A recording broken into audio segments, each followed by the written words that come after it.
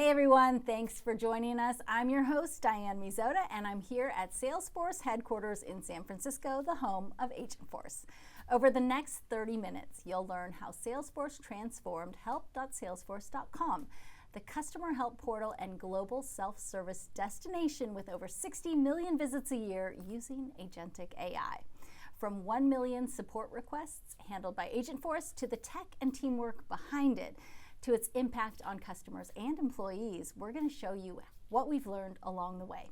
Now, I want to welcome Jim Roth, President, Customer Success, and Bernard Slowey, SVP, Digital Customer Success here at Salesforce. Welcome, guys. Hey, thanks, Diane. It's great to be here. Thanks for being here. So let's start with the milestone. Salesforce Help just surpassed 1 million support requests. Congratulations, first of all.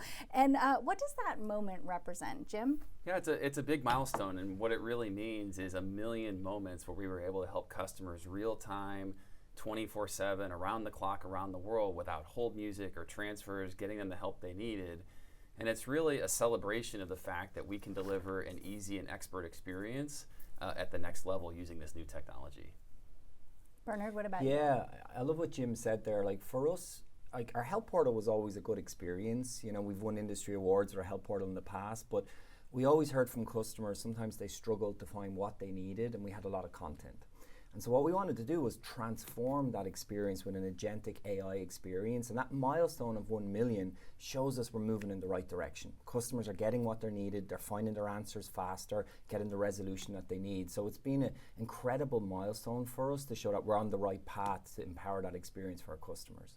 So tell us about the inspiration behind Agentforce and the help portal. Like, what was your sort of driving North Star?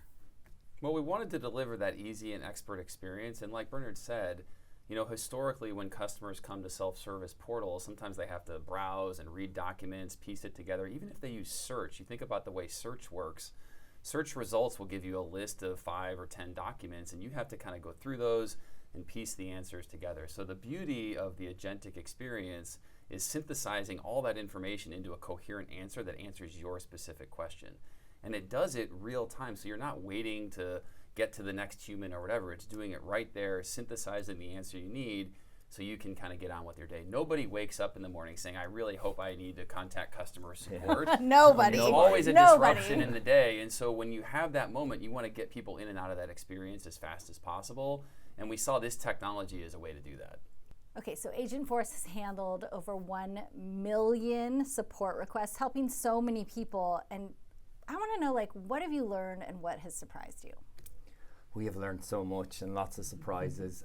I think the big thing for me is this is not a traditional software release. You know, in old school software, you kind of release it, people use it, and maybe you move on. With Agentforce, it's a constant living, breathing system. We're constantly looking at it to see how it's performing. We're tweaking the performance based on what we're seeing. So it's very different than how you think about traditional software. We have had some funny moments as well. We've had people ask us to put their answer in hip hop lyrics, which I thought was an interesting one. And Can you spit some back at us, Yeah, Bernard?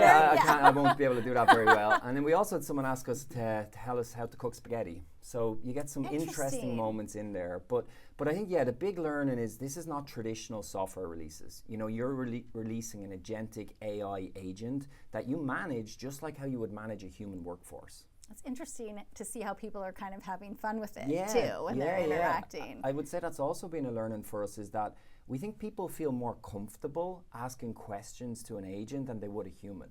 Interesting. Yeah, because I think with a human, sometimes you're nervous that maybe I'm going to come across a little bit silly here or whatever. No one knows the conversation you're having with the agent, right? It's just you and the agent. So we think people feel more comfortable asking it questions to learn. They're asking us questions that they would never ask of our human support reps. They'll ask questions like, you know, can you remind me which products of Salesforce I own, or what's my renewal date? And historically, customers would never go through the friction to kind of open up a ticket and go ask those questions. But in a frictionless environment, especially when maybe they're not worried about being judged by a human, they're willing to ask more questions. And that's great for us because it's more engagement, and those are easy questions for us to answer. Yeah, that's super cool. And their understanding of AI, too, knowing what kinds of questions they can ask and not feeling that kind of judgment. That's very cool. Yeah. So at this scale with so many requests, how are you guys measuring success? Yeah, we have a couple of metrics we look at. The first thing we think about is something called resolution rate, which is basically a customer comes, asks a question, Agentforce responds, and they don't create a case. Now, that's not a perfect metric, right? Because you could say, well, maybe they just went away, or maybe they found an answer somewhere else. So we also ask a question at the end of an answer of something that we call customer confirmed resolution, which is we basically ask the customer, did we resolve your issue, yes or no?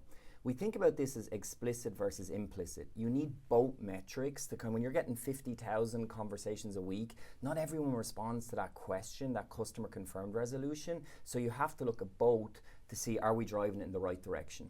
The other thing that we look at is we also measure what we call CSAT, which is what companies do in the service industry today. So we're measuring the CSAT of Agentforce, and we're also measuring how fast it's responding. We call that latency. And to us, that's really critical because it shows how good are we at delivering on that experience. Is it an easy experience for a customer? So they're kind of some of the core metrics that we measure. And we do all of this through Command Center. Command Center is a phenomenal resource for us that allows us to look at these metrics. It runs a sentiment analysis on all of the conversations that Agentforce is having and tells us if they're positive, if they're neutral, if they're negative, so we can dig in and understand where do we need to improve it.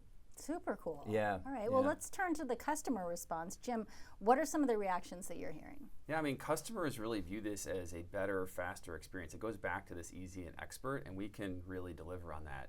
An interesting example of this is language.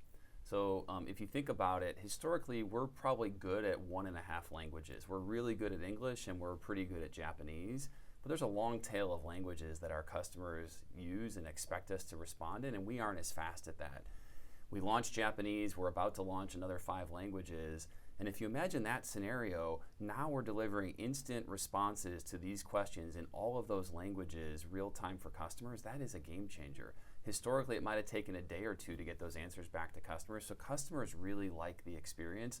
They like the speed, they like the fact that the answers are grounded on all of our best documentation and content. So you are getting the service experience of our best service agents for everybody. We're kind of delivering that experience across the board in whatever language you want with the smartest content that we've got. So the experience has been really good. It's definitely not perfect. To Bernard's point, we're using Command Center to kind of tune the experience and make it better. So it's constantly improving, but we're off to a great start, and the response has been great. Yeah, and Love that. one thing to build on what Jim said on that other languages is we're only using our English content for Agentforce. So we're using the LLM to do the translation for our customers. So every big service industry in the world, company, Jim, right, they struggle to translate their content. They have a lot of English content, but they can't put it in all the languages that it's available in today. So for Agentforce, think about that. We're able to use that English content, no translation needed, and it's able to respond in Japanese and these other languages that we're going live in. It's pretty incredible. That is really amazing. Yeah. The other part of that that's coming soon is, well, sometimes Agentforce needs to pass you to a human. And if you're dealing with the agent in French, let's say, you wouldn't want to go and not talk to the human in French. So the other piece of the technology stack that we're working on and about to go live with is the ability for a human to be typing in English and do real-time translation into French. So the entire experience, the content is grounded in all English content. The agent, the digital agent, is translating that into another language like French. And then if you have to go to a human, that human could still be typing in English, but real time, that message is being translated into the other language as well. And so we think there's a huge opportunity to deliver in 10, 20, 50 languages our service experience, all using the power of AI. That's beautiful. And it's so exciting to sort of like have that customer experience for people all over the world. Exactly. I It makes love it that. global. All right, now, do you have any best practices you would share with other companies trying to follow our lead? I think the first thing I would say is you want to start with your data. It's really important to say that you have your data ready to go. We think about this as a knowledge cycle. So typically the way you would start was, let's get all my content together. Let's load that into Data Cloud in our case, so that the LLM has access to that. The agent can deliver on that experience. But what we found, and we alluded to this earlier, is that sometimes customers are asking data that is really, or questions that comes from structured data, like when's my renewal date or things like that. And so we've kind of expanded that to say it's about unstructured data, but also structured data, and that becomes the foundation for the agent. And that's pretty typical. You know, we started with, hey, let's load up the content. We saw what questions customers were asking. We added more content, added some of the unstructured and structured data, And that was really the foundation. We think about that as the knowledge cycle. We also had to make sure that we didn't have content gaps. We had to create some new content. We also had to tune the content. Sometimes we had content that was in conflict with each other. There's this term that we use called content collisions, where things are kind of in conflict with each other. So we had to kind of prune all that and tune all that, and that's an ongoing journey. But I would say the biggest lesson we learned, and we didn't learn this until January. We started this journey in October, but in January we realized that there's this other part of service that you have to deliver, which is the experience and how you make customers feel. So it's not just is your answer factually correct, it's how are you making somebody feel. That's what defines great service. And so we think about this part of the experience as the service cycle. So how do you think about teaching your agent, your digital agent, empathy in the same way you would teach a human rep empathy? So we put our human agents through soft skills training to learn, how do I de-escalate? What do I do if a customer gets frustrated or angry? They want to talk to a supervisor. How do I handle that? And so we had to teach that to our digital agents as well. So Bernard mentioned earlier that some people will think about this as this is a new software implementation where I load up the data and connect the pipes. And there is a piece of that that's true, but this is as much about onboarding a new employee as it is implementing new software. And just like your new employee, you would train them up on your products to start, and then you would kind of tune them to kind of coach them on soft skills and how to de-escalate and have empathy for customers, and that is really part of the journey. I'll give you a really good example of this, which is the single most important moment in our entire customer experience is when a customer has an outage. Now, we have great engineers, and so it doesn't happen very often, but when it does, it is a really make or break moment. We can either build or erode a ton of trust just like that. And so when a customer comes into our agent and says, hey, I'm having an outage, it's really important how we show up. We don't want to reference some knowledge article or ask them to authenticate. We want to start just like a human. Start with an apology. Oh my gosh, I'm so sorry to hear about your situation. I can only imagine how disruptive that is for your organization. Let me get you to someone who can help you as soon as possible. And the LLMs are really good at picking up on those clues like outage and downtime, and they can pick up on that, but you have to teach the agent to kind of handle the customer in the right way in that moment and deliver a great service experience. So it's really about not only how good is your answer, but how do you make the customer feel, and that's really the learning that we have developed, and we wish we knew it earlier, but now we're sharing it with all of our customers so they can benefit. Yeah. That's very nice. I love that. I mean, I think as a customer myself, and we've all had these experiences, you don't want to feel like you're talking to a non-entity, right? And I think that's so exciting to watch these agents learn that and be able to relate to us in ways that ultimately lead to customer success and that trust in the relationship. Well, let's talk about looking under the hood. What makes Agentforce work, Bernard? I think that the massive unlock for us was Data Cloud. Like Jim touched on this a little bit with structured and unstructured content. Like we started with all of our content that's available in English. You call that unstructured data. And it's about 190,000 pieces of content, knowledge articles, help docs, developer docs. And so we were able to unlock all of that with Data Cloud. And then what we started to do was add the structured content as well. Things like, who are you? What products do you use? Did you have service requests, etc. already? So Data Cloud is the unlock that drives all of that together. We wouldn't have been able to launch if we didn't have Data Cloud. It's a really, really key element for us. So that's been a massive part of how we're doing it. I think the other thing I would say is after you get that launched, our real focus is on the quality of response. Are we giving the right quality of response? So the ability to go in and tune these responses is really important. And when we first started out, we were doing a couple hundred a week, and Bernard and I were literally reading every single transcript ourselves, saying, hey, that answer was good, that one could be better, all of that. But now we're doing 50,000 a week. Wow. So you think about, well, how can I at scale read through 50,000 conversations a week and see the patterns and how to make them better? And that's where the Command Center tool really helps us. The Command Center tool actually takes the transcripts, uses them back, throws them back into LLMs to summarize and look for patterns in that, and says, hey, you're missing content here, or this prompt needs more empathy because it's not really landing with customers the right way. Or in this case, we actually don't know how to resolve this question, and so what do we go do? And so it points us in those patterns at scale. And so ongoing improvement of the response quality is the other piece. And again, we're finding things like we have content gaps, we need to tune prompts, other things, and so that's really the key. It's not a matter of you just kind of hook up the pipes, flip the switch, and you're done. There is an ongoing process. In the same way you would have ongoing oversight and management of a human employee, you have to have ongoing management and oversight of the digital agent as well. Yeah. And that's also where Agent Builder, that's where we spend our time on our topics. To Jim's point, we're often in there tuning our prompts. We spend a lot of time as we launched, we wrote them, we had to go in, rewrite them, change the language, and so you spend a lot of time in Agent Builder. And what's really cool about that is, if I think about what we have today, inside Agent Builder, we have 7 topics and 8 actions. We have a lot of products at Salesforce. We have a lot of content. And you think about that simplicity to launch Agentforce on the help portal. 7 topics, 8 actions. That's all it takes to drive, 1 million support requests. It's pretty incredible. That's pretty mind-blowing. Yeah. And it's all written in human language, no code. Absolutely. Yeah. So you spoke about this earlier, what makes this different from a typical software development and that ongoing kind of maintenance.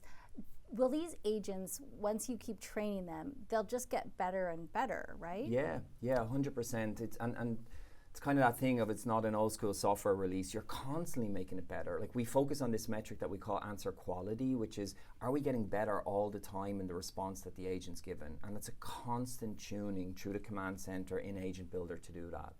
We're also releasing new products all the time too, so it's always a challenge to keep up with those as well. So it's kind of always evolving and living. And I think that's a key lesson, which is going on this journey has incredible benefits, but you make sure you have to kind of tune this thing along the way to keep making it better and stay up with everything that's going on. So Bernard, do you have any other learnings?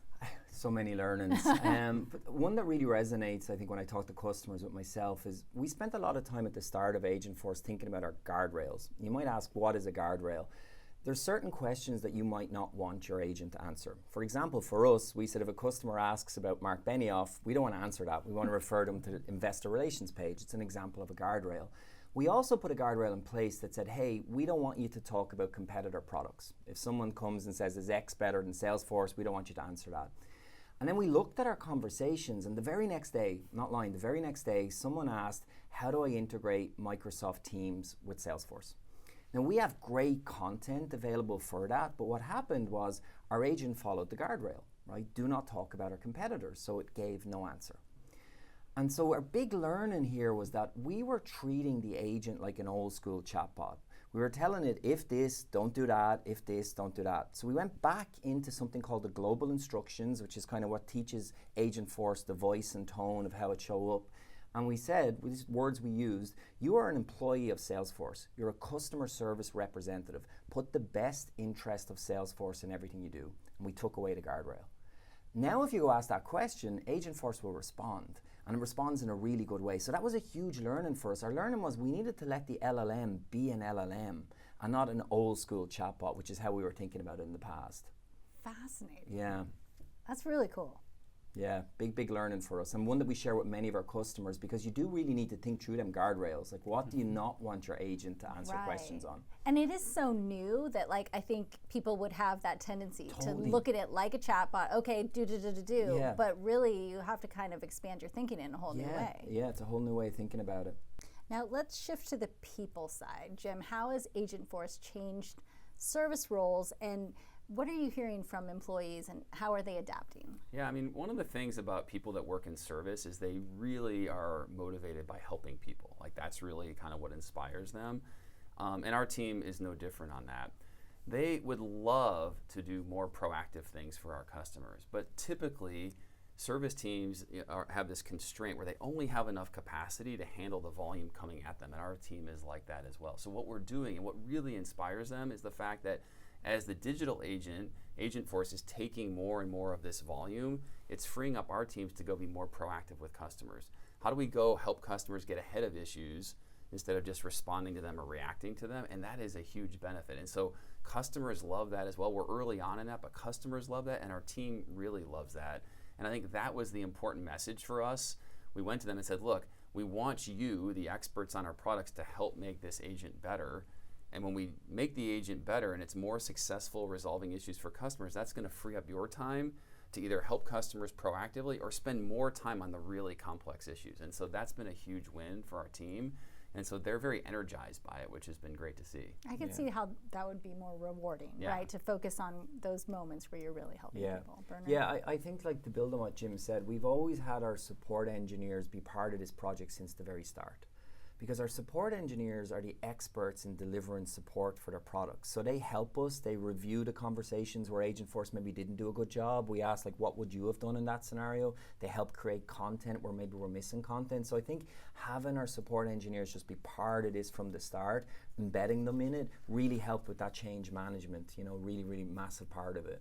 Yeah, you don't want to set it up where the humans and the digital agents are kind of opposed, or it's an us versus them. So bringing them along, making them part of the solution has been really key, and it's been a huge success for our team. Yeah, well, I mean, huge congrats on this milestone, but I'm sure it's not done. Let's look ahead. What are we looking forward to in the roadmap? I feel like we're only scratching the surface, to be honest, of where we are right now. So we've a lot that we want to do ahead of us. Like we talked about the languages, you know, we're getting ready over the next kind of couple of weeks to go live in 5 more languages, which is pretty exciting. But we also, in my mind, I actually see voice as the UX for these agents. And so where we're getting really excited is that we're actually going to launch a voice pilot. So you can imagine today it's all text-based, but you imagine you're having a conversation with this agent, and it's not like some robocall. It's like you're having a conversation with a human who's guiding you on how to do something in the product. And then to help with that, we're actually getting ready to launch an iOS and Android app of our help portal. So you think, why would I download these apps, right? But imagine you can have a conversation with Agentforce on your phone on that app to guide you through what you want to do. So that's a big part for us as well. The other piece I'd say is we really want to do a lot more personalization. So using this structured data from the C360, the Customer 360, so that we can personalize the experience from you, know what products you're using, and guide our responses that way. That's a big piece for us as well. Awesome. So Jim, I'm sure people may be watching and thinking, how do I get started? What would you say to them? I think the key is just to start small. Pick a use case, pick one scenario, and just start experimenting. Again, this is not a giant ERP software implementation. You can get going very, very quickly, in literally in minutes to get going. Start playing with the technology, pick a use case, figure out what data you need, and grow from there. And what we have learned is it's okay to go turn this on for your customers or for your employees as kind of a new channel, a new tool for them. And just caveat, just say, hey, this is new, this is beta, this is next, give us feedback and get going, and your customers are going to love it. And especially your customers that really care about your company and your brand, they're going to be all in on it and give you the feedback. So I would just say don't hesitate, just get going and start now. And there's a lot of resources here at Salesforce to help you, and we're excited to see you, really succeed on your journey. Yeah, I think Jim covered it really well. I think for us, the learning on going small, like we actually started by limiting Agentforce to a small percentage of our help portal traffic. So to Jim's point, that meant we had like 126 conversations at the start, and we could look at every single one of them, feel confident in the performance, and then we increased the amount of customers who used it until eventually we turned it on for everybody. So I think start small, learn, understand, check the performance, and then gradually expand to more and more people. That's how you go about it. Well, Jim, Bernard, thank you so much for this conversation today. This was really valuable. Thanks for joining us. Thanks, Thank you for having us. All right, well, you've just seen what's possible with agentic AI and customer success at scale in production with measurable impact. We believe in trust and transparency. If you'd like to take a deeper look, check out our case study page at the link on screen. Thank you for watching. I'm Diane Mizota here at Salesforce HQ, and we'll see you next time.